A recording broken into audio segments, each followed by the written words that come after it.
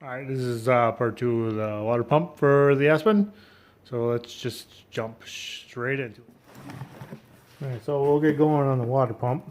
Put that back together. Get the seal back in there, and the seal and the thermostat. And get both those back in there, and then it can go back in the truck. So it's always the longest part is taking everything back together, or taking everything apart. Might take my time putting everything back together because I might try to fix some of the stuff that's like broken and whatnot, like some clips and doodads that are on there. I'll probably go through and try to fix some of that while I'm putting it back together. I don't know how much of it I'll actually be able to fix, or if I'm just gonna have to replace most of it.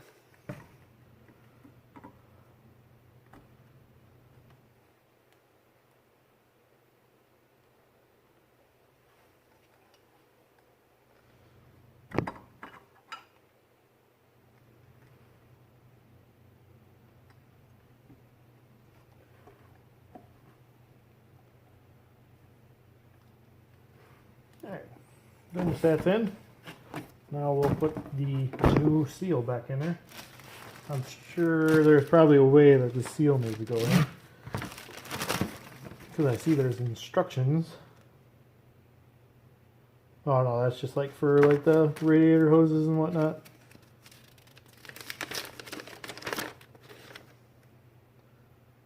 Yeah, that doesn't really, that's just typical like things you should know as a mechanic. Like you'll, there you go, that way. Just basically talking about like radiators are hot when you turn the vehicle off and blah blah and such and such. So we'll get this new seal in there and we'll pop this in there right away.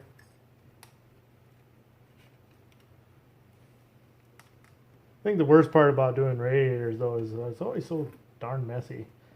Like, but that's also because I don't have a lift and those big tubs to catch everything and all that.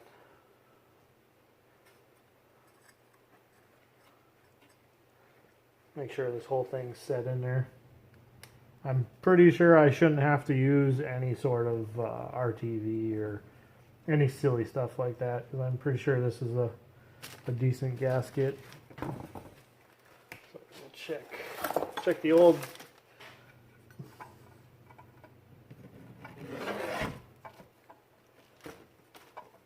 I don't know if you can hear that. You can see it moving around a little bit. Here, see, this isn't something you're going to be able to hear when the vehicle's running unless the actual bearing goes bad. But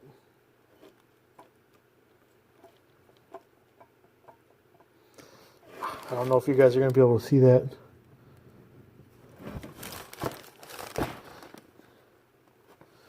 It's really hard to do with one hand. Here, hold on. Let me see if I can set you up and then hold it towards the camera. I'm figuring this YouTube stuff out. Oh, there we go.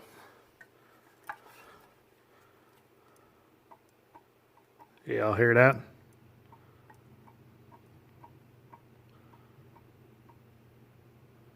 You can ever so slightly see it move.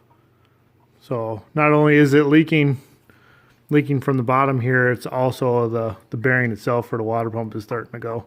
So I mean, but it does have a like 130, I think it said 134,000 miles on it.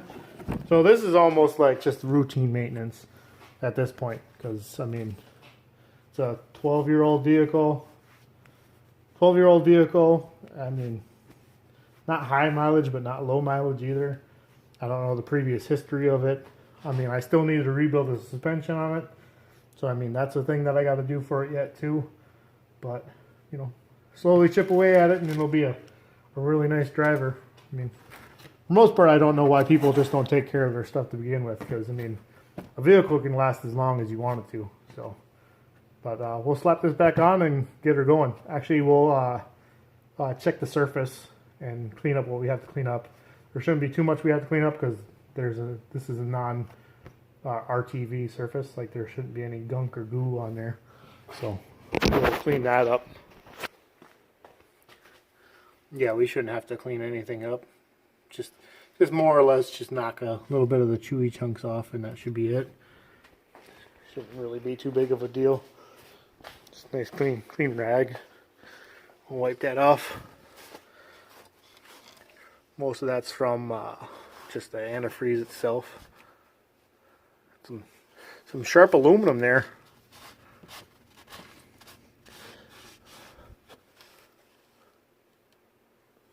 Yeah, freaking almost feels like a paper cut on my finger. Some sharp aluminum for sure.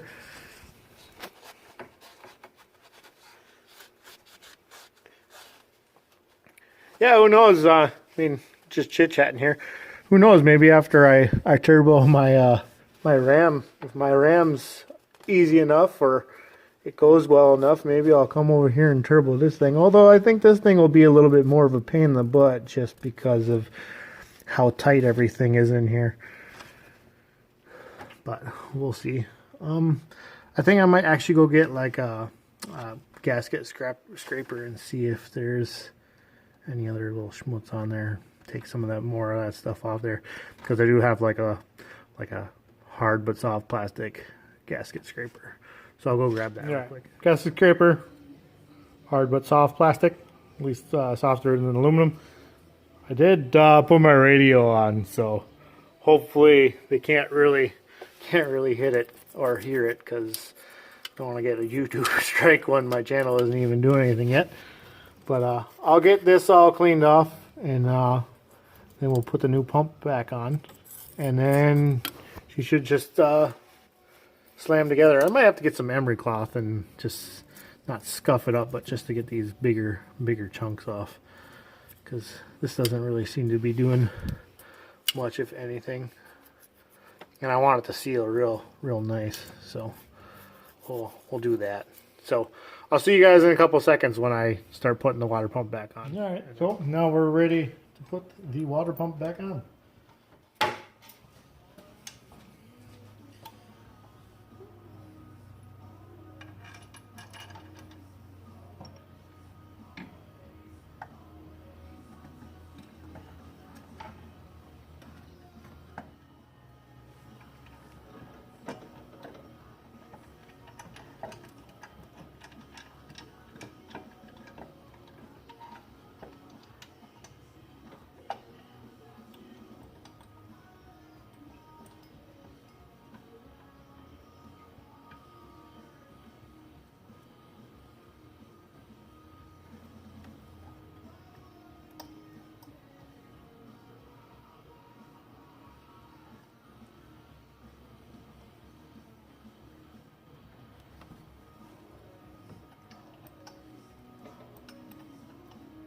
Alright, good to go. So I'll go grab my little template thing, and then we'll hammer the rest of the bolts in. Since it's going into aluminum, I actually pretty much 100% hand thread everything for the first couple threads. So I'll go get my little template, and then we'll hammer the rest of the bolts in, and then we can start putting the hoses and all that other stuff.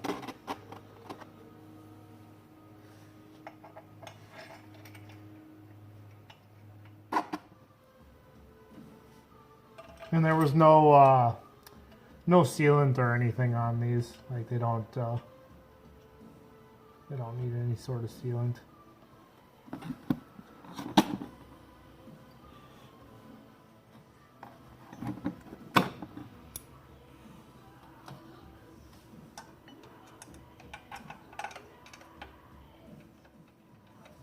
Yeah, I was worried about this one, because there's a super long bolt and the power steering pump is right there, and it just barely clears.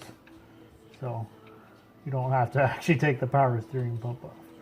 So that's kind of nice. Alright, you guys don't need to keep watching me put bolts in, so we'll just jump to the next thing.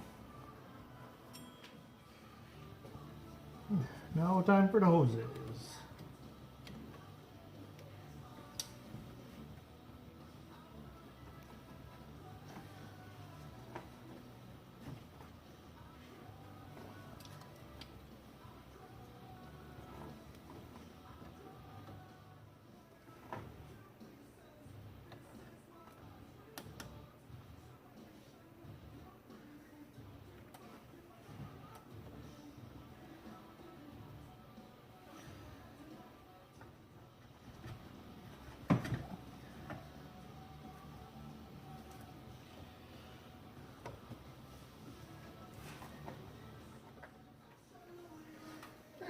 So that hose is done. So we'll just put the upper hose on, and then the radiator and stuff can go back in.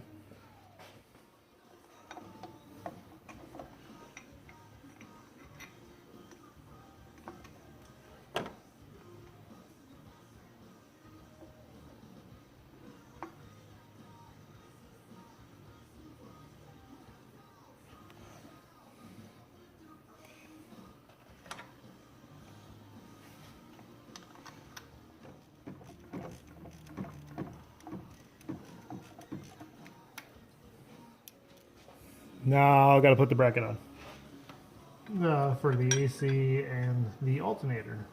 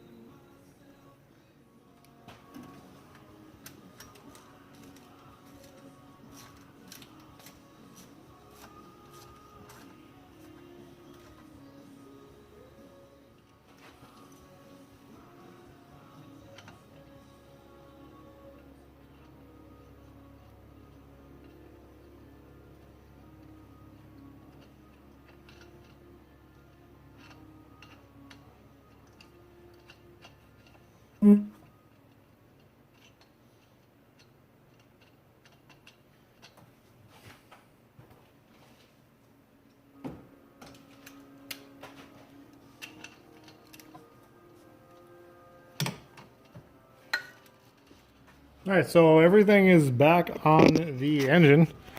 So everything on here is 13 mil except for 2 bolts. The tensioner and then the bolt behind there. So other than that, the nut is still 13, but the bolt behind there, that is a 15. So there's only 2 15s and everything else is 13s. So the 15 behind there, and then a 15 behind there, and then a 13, and that's pretty much it. And then this whole front end comes off. Well, at least for the water pump. And then I forget the sizes for the radiator and whatnot, but we'll get to that when we get the radiator back in. But we're pretty much ready to go. I'll put the belt back on, and then I can start putting the radiator back in and fill this thing up with fluid, and away we go. Hopefully without any other issues. All right, so I kind of hurried up and ended it right there. I would like to make the video a little bit more in depth, but like it just kind of was dragging on, and I'm not sure how long I'm gonna edit it down to, because I'm at like 22 minutes or something like that with like footage, so I'm not sure how that's gonna edit down into the time. So I'm sure it'll probably end up being 10-15 minutes, which that seems to be like an appropriate time video. But I got it all put back together and bled and all that stuff, got all the air bubbles out, let it idle there for a minute, and then burped the hose and put more in it, and I just kept doing that cycle, and then I let it sit there for probably about 10 minutes just idling to see if there's any more bubbles in it, because you know, I'll find out the bubbles then. Plus, when I'm test driving it, I'll get on it a couple times and see if I'll pull any more bubbles through, which I also do that. I stab the throttle a couple times to see if I can pull any more bubbles out. But it's all done. I mean, I could show you it, but it's outside, so the lighting's not that good. Because I was leaving it outside just in case if it overheated and then puked a bunch of antifreeze out, because I already have a decent mess right there from the antifreeze. You know, I try to prevent it as much of a mess as I possibly can, but you know, it's doing antifreeze. I don't have a lift and all those big buckets and all that kind of stuff. So, but I got all that done, and now we'll move on to the next thing. And then I think the next thing will be probably the 200. So we'll get on that next. Get that grill knocked out, because right now it's really open. Like you can see the radiator through it. So I'm gonna go back there and paint the radiator and whatnot. But I'll get into that in the next video, and we'll do that. So, I mean, that should be pretty much it. If you guys have any questions or any tips for me to do this better, I mean, I'm still figuring out like the editing and stuff like that. It's like how to record stuff and how long to record stuff. So I think we're getting it. I just need better equipment, but I'm kind of broke right now. So getting like even a GoPro right now isn't really an option. So I'm just gonna have to get better at recording on my phone. So, but I'll see you guys in the next one. I only work for like 4 days because with Thanksgiving and whatnot, because this is my work weekend. So I'll try to get another couple videos out next week as well. So then we'll start on the 200, because the 200 I already have everything for it. That'll be all basically free stuff that I'm doing. You know, I just have to pull it in here, rip stuff apart, and JB weld some stuff, and then redo that mesh and all that kind of jazz. So we'll get on that in the next one. And until next time, I'll see you guys later. Peace out.